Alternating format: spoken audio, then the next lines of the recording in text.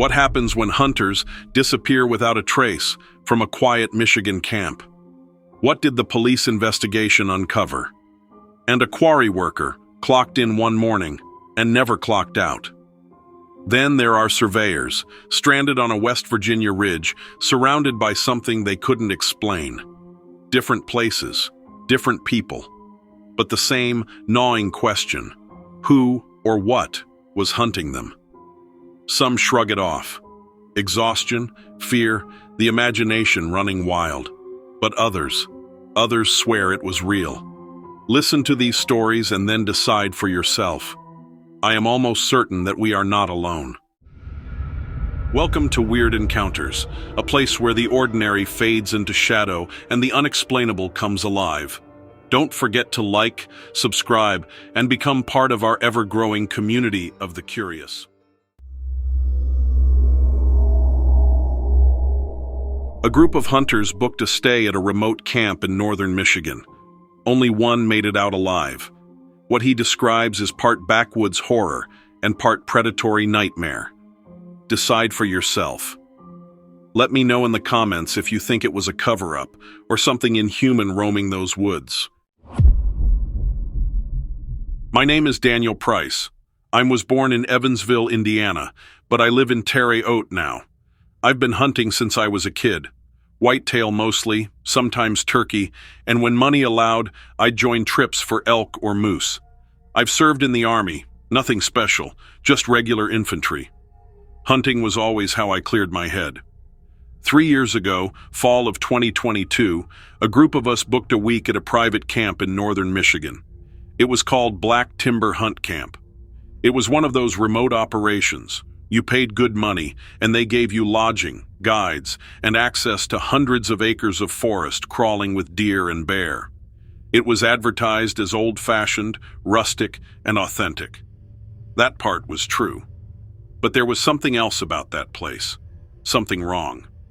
The 5 of us were myself, my brother-in-law Greg, 2 of his buddies from work, Cal and Trevor, and an older guy named Bruce who joined through the camp's booking service.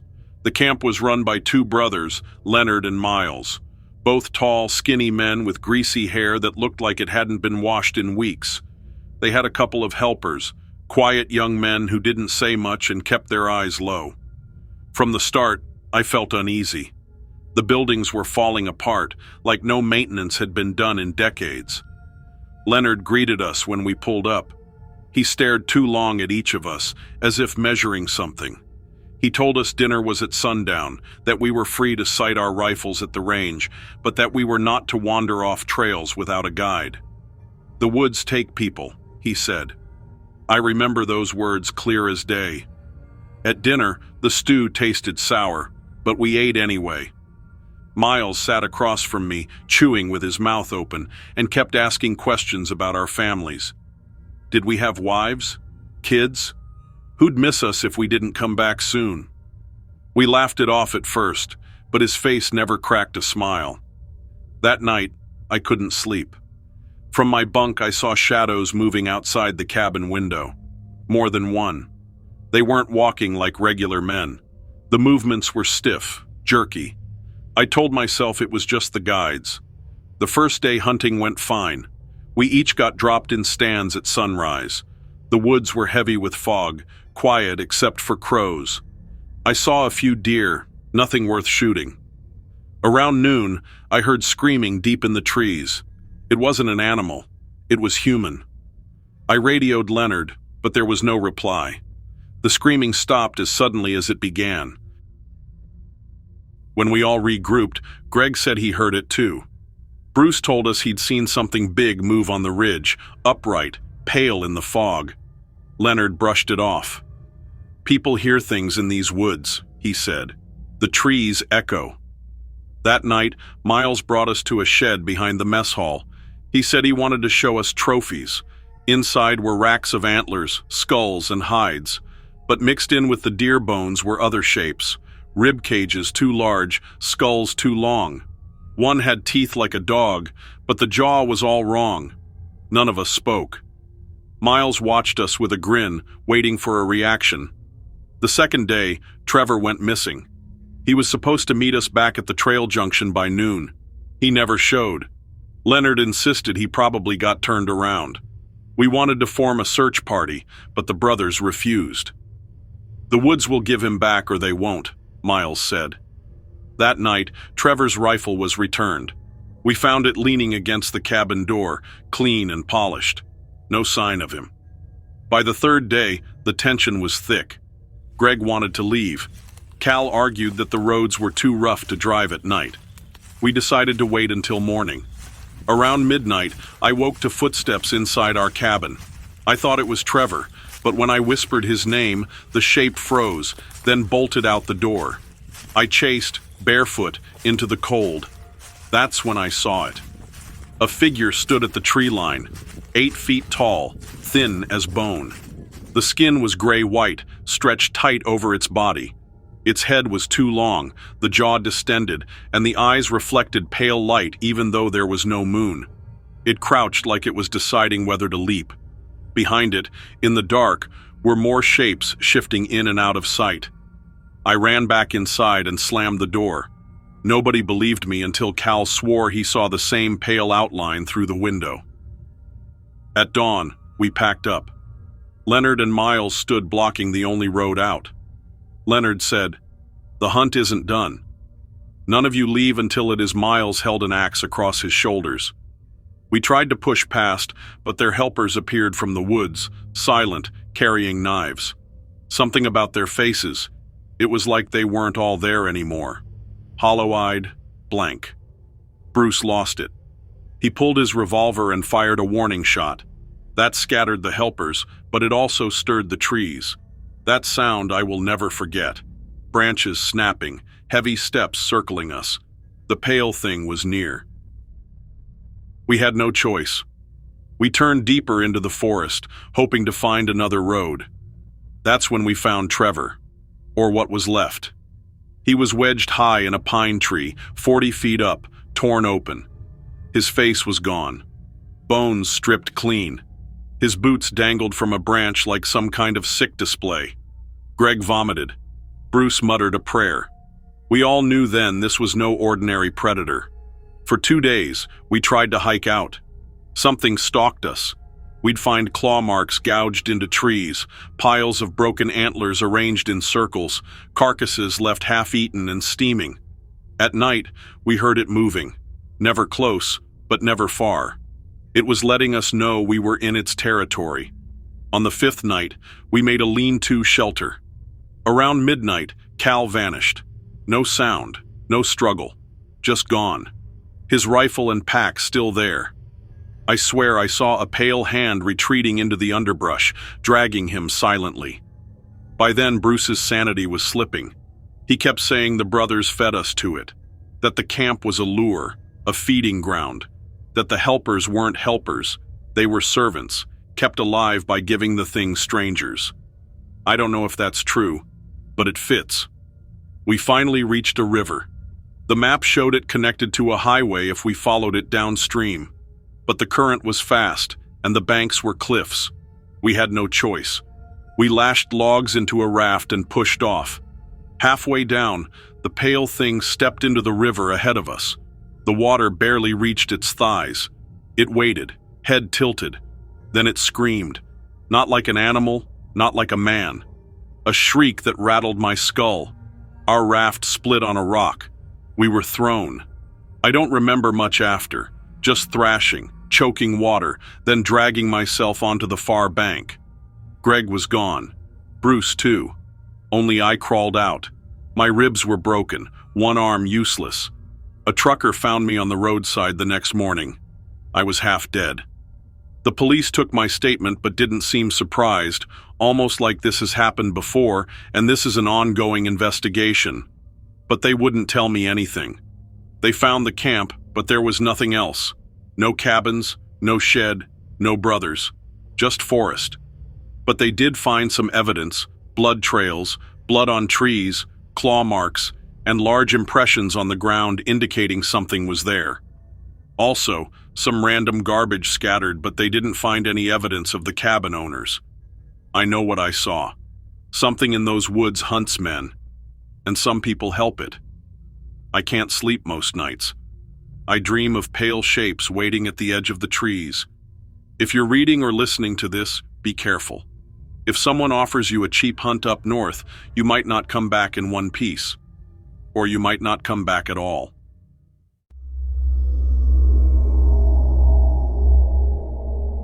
A retired surveyor describes a terrifying ordeal while working a timber property in West Virginia. He and a forester partner spent 5 days trapped in the woods, stalked by something massive and intelligent. Their report was dismissed, but the evidence is chilling. I need people to know it wasn't my imagination. What happened out there was real. My name is Dennis McGraw. I'm 62 years old, born in Charleston, West Virginia, and I've spent my whole life in the Appalachian Hills. I worked 30 years as a surveyor, mostly property boundaries for mining outfits. Retired in 2020, but before that, I saw something that ended my career early. It was late summer of 2017 when I got hired to do boundary checks for a property called Briar Ridge, just east of Seneca Rocks. A timber company had bought a huge tract, over 6,000 acres, and they needed official marks set. The land was rugged, thick forest and limestone ridges, not a place you walk into unprepared. The company sent a young forester to work with me, named Alicia. She was 28, sharp, strong, and knew her trees. Her job was to verify timber value while I set the line. We hauled packs, GPS gear, paint, and posts. The first day went fine. We hiked 5 miles along the ridge, marked a few points, and set camp by an old fire road. That night, though, I heard something I'd never heard before in those woods. Heavy movement, 2 ridges over. Not bear, not deer. Too steady, too upright. The sound carried like it was pacing back and forth, long strides snapping branches. Alicia asked me the next morning if I'd heard it. She said it sounded like a man walking circles, but too big, too loud. I told her maybe it was echo. I didn't believe myself. On day 2, we found signs. Trees with the bark peeled away, not scratched, but stripped in vertical sheets 8 feet up. Piles of stones stacked in perfect cones along the ridgeline. One pile had a deer skull balanced on top, bleached white. I didn't want to linger. We marked what we could and pushed downhill. That afternoon, Alicia spotted someone. She swore a tall figure stood at the far end of the hollow, between 2 oaks. I didn't see it, but I felt the silence. No birds, no bugs, just air heavy enough to choke. When we moved, the figure was gone. We camped by a creek that night. Around midnight, rocks landed near the tent. Not rolling from a hill, thrown. One cracked against a tree trunk. Alicia unzipped the tent, shined her headlamp. Nothing. But the next rock hit the lamp itself, smashed it right off her forehead. We huddled till daylight. On day 3, we tried to cut back to the fire road, but the GPS stopped reading. The screen scrambled, lines of code flashing instead of maps. My compass needle spun uselessly. Alicia's watch froze at 10:47 and never ticked again. We got turned around, ended up in a ravine thick with hemlocks. That's where we found the first carcass. It was a black bear, over 300 pounds, torn open like paper. No meat taken, just left. The ground around it was matted flat, like something had crouched there for hours. Alicia wanted to climb out fast. As we scrambled up the slope, we both froze. On the ridge above us, half hidden by branches, stood a massive shape. It wasn't a man. It wasn't a bear. It was Bigfoot. Broad shoulders, chest like a barrel, arms hanging past its knees. The hair was dark brown, tangled, and the face, it wasn't ape, it wasn't human. Heavy brow, flat nose, mouth that pulled back in a grimace showing wide, square teeth. And the eyes, not glowing, not animal dull, but sharp, watching, deciding. It didn't roar. It didn't charge. It just stared. We slid back down the ravine. The thing stepped sideways and vanished into brush with speed no man could match. That night, we didn't make camp. We kept moving, trying to find the fire road. By midnight, we were spent. We collapsed beside a rotting log. The forest stayed silent the whole time. At dawn, Alicia shook me awake. She pointed to the ground around us. Tracks, bare, human-like, but 2 feet longer than mine. Dozens of them, circling, coming right up to where we slept, then stepping back. We pushed on. Midday, thunderheads rolled in. Rain turned the slope into mud. We tried to cross a gully but slipped, sliding 20 feet down into a mess of briars. My knee twisted bad. Couldn't stand for an hour. Alicia pulled me out, but I was hobbling. That's when we realized the fire road wasn't there. We'd crossed it 2 days ago and lost it. Now we were boxed in by ridges too steep to climb with my leg. No way back. That evening, we built a fire to keep warm. As darkness set, we saw movement beyond the flames. Tall shadows circling just beyond the light. Not one, more than one. The fire cracked, and a smell hit us. Musky, rank, animal, but with something worse. Then one of them stepped into the light.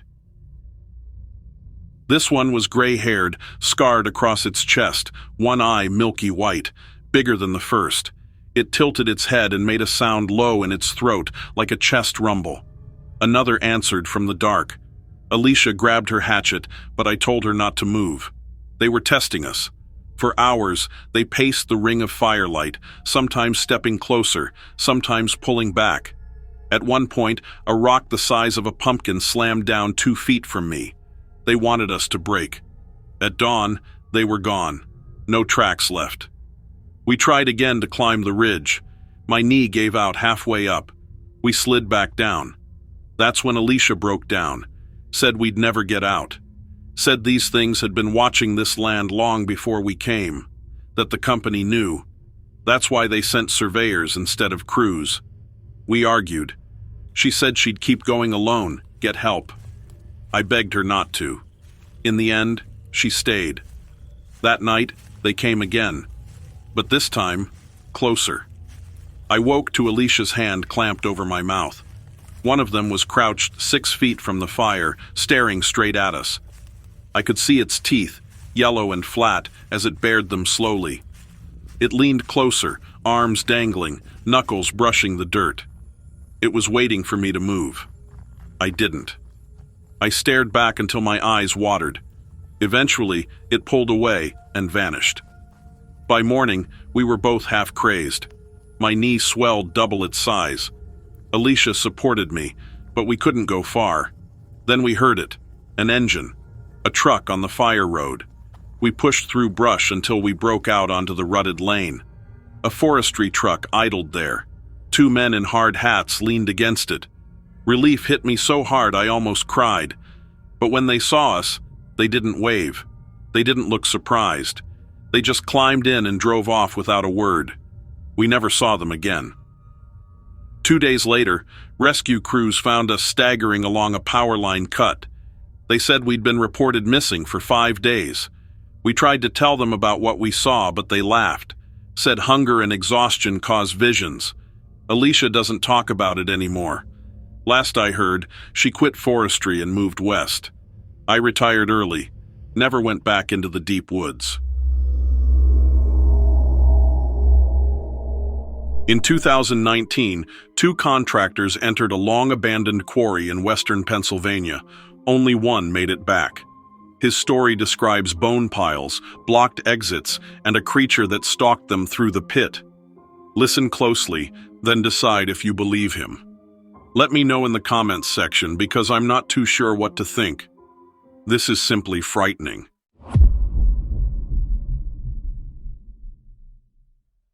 Thank you for letting me share this. I've kept it bottled up for years, but I can't carry it much longer. This isn't fiction. What I'm about to write happened in 2019, early fall, in western Pennsylvania. My name is Mark Holloway.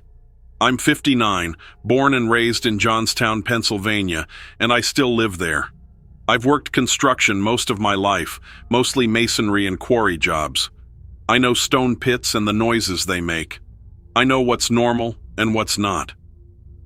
Back in 2019, I agreed to do some contract work at an old property known as Red Hollow Quarry. The place had been shut down since the early 90s, but a company bought it up and wanted to reopen part of the pit for gravel supply. My job was to survey retaining walls and check stability before they brought in heavy equipment. The site was way off the road, a single-lane dirt track, ruts deep enough to eat a tire. They had us housed in a trailer on site, since the closest town was 40 minutes out. My partner on the job was a younger guy named Kyle, about 30. Good worker, but a drinker. He handled most of the surveying while I did inspection notes. The first night, I couldn't sleep. Not because of Kyle's snoring, but because I swore I heard movement in the quarry itself. Heavy steps echoing off stone. Not trucks, not deer. Too slow and too deliberate. I told myself it was in my head. Day one went normal enough. We checked the south wall, noted some fractures. Around noon, Kyle found something strange in the rubble at the base. It was a pile of bones. Not animal bones I could identify. They were long, thin, and arranged in a spiral pattern, almost like someone set them that way. I kicked dirt over them and told him to forget it, but it rattled me. That night, we grilled burgers outside. As the sun dropped, we both heard a sound from deep in the quarry. A scream, high-pitched but guttural at the same time. It went on too long to be human. Kyle went pale. I said maybe it was metal shifting. He didn't buy it. We locked the trailer and stayed inside. Around 2 a.m., something hit the trailer wall hard enough to rock it on the cinder blocks. We grabbed our flashlights and peeked out. Nothing but dust rising from the quarry pit. On day 2, we saw tracks near the edge. Not boot prints. Bare, wide, with claws at the tips. They dug inches into the gravel. Kyle took photos with his phone. Later, his phone stopped working. Just a blank screen, even when charged. By afternoon, we both wanted to leave, but the access road had been blocked. A flatbed truck we didn't recognize was parked sideways across the lane, abandoned. No license plate, no keys in the ignition, like someone wanted us kept in. That night, it came closer. We heard it circling the trailer, a scraping sound along the siding, then silence, then a low growl that seemed to vibrate the floor. We didn't sleep. On the third day, we hiked the north end of the pit to look for another way out. That's when we saw it. It was crouched on the far ledge, watching us. At first, I thought it was a man, but too large. 7 feet at least, hair matted in patches across a hunched frame. The face was the worst. Long snout, jaws full of teeth, but eyes that locked onto you with intelligence. Yellow, flat eyes. It didn't move like a bear or wolf. It shifted weight like it was ready to sprint upright. Kyle froze. I pulled him back, and when we looked again, it was gone. We hurried back to the trailer. That night, it didn't circle. It came right up to the door. We heard it sniffing, claws clicking on the metal steps. Kyle aimed his rifle through the window, but I held his arm. If we shot, it might come through. The next morning, we found the trailer door covered in deep gouges, 4 parallel slashes across the steel. It could have ripped the whole door off if it wanted. It was playing with us. By then, Kyle was shaking constantly. He said he wanted to try the woods, cut across the ridge and make it to the highway on foot. I told him that was suicide, but he wouldn't listen. That afternoon, he packed a bag and left. I watched him walk into the trees. He didn't come back. That night, I sat in the dark trailer with my rifle across my lap. Around midnight, I heard his voice outside. "Mark, it's me." Open up I almost did, but the tone was wrong. Too flat, too steady. Kyle never spoke like that. I kept the lights off. The voice repeated my name for almost an hour. Then silence. The next morning, I found his hard hat hanging on the trailer step. split in half down the middle like it was bitten clean through. I lasted one more night. The thing kept circling, scratching, rattling the walls. I was losing my mind. I decided at dawn I'd try the woods myself. Before I left, I checked the quarry one last time. Down in the pit, scattered across the floor, were dozens of bone piles, arranged in circles, spirals, stacked in towers. Some still red, some sun-bleached. It wasn't just Kyle. This thing had been feeding here for years. I don't remember the hike out. I blacked pieces of it out. All I know is I woke up on the shoulder of Route 56, half my clothes torn, rifle gone. A trucker picked me up and drove me to Johnstown Hospital. Police searched Red Hollow Quarry. They said they found nothing unusual, just an abandoned trailer. No bones, no tracks, no flatbed truck blocking the road. They filed Kyle as a missing person and left it at that. I know what we saw, and it sounds just like the stories I've heard about the dogman. That's the only word that fits. It wasn't a bear. It wasn't a man. And it hunted us like toys. I don't work quarries anymore. I don't hunt either. I don't even walk past the woods if I can help it. And so, another strange encounter fades away. A trick of the mind, or something far more unsettling. That's for you to decide. Thank you so much for watching my stories. Make sure you hit that like button, subscribe, and turn on notifications. Your support is what keeps this channel going.